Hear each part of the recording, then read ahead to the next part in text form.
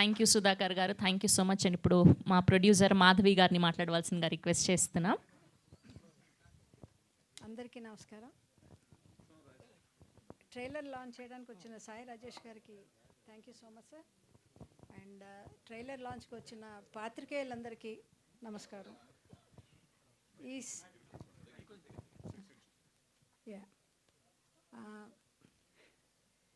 మా trailer launch చూశారు కదా, మీకు నచ్చిందా? బాగుందా? Thank you very much. Thank you. Cinema కూడా మీకు నచ్చుతుందని నేను అనుకుంటున్నాను. ఈ నెల 21న రిలీజ్ అవుతుంది. ఈ సినిమాకి మేము చాలా కష్టపడ్డాం.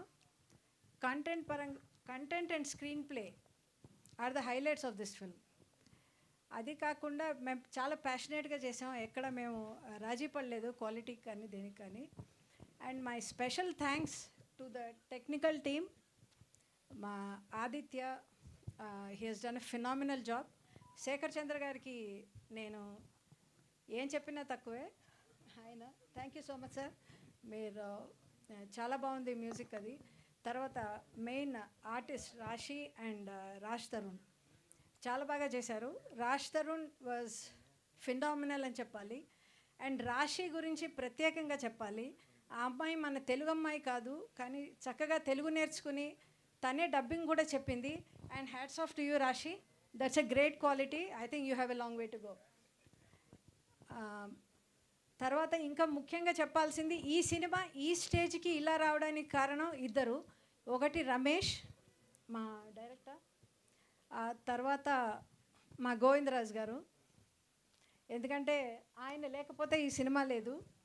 ఆయన ప్రతి విషయంలోనూ చాలా కేర్ తీసుకుని ప్రతి చిన్న డీటెయిల్ని కూడా ఎక్కడ డీవియేట్ అవ్వకుండా సినిమాని ఇంత ఈ మెజెస్టిక్ స్కోప్లో చేశారు.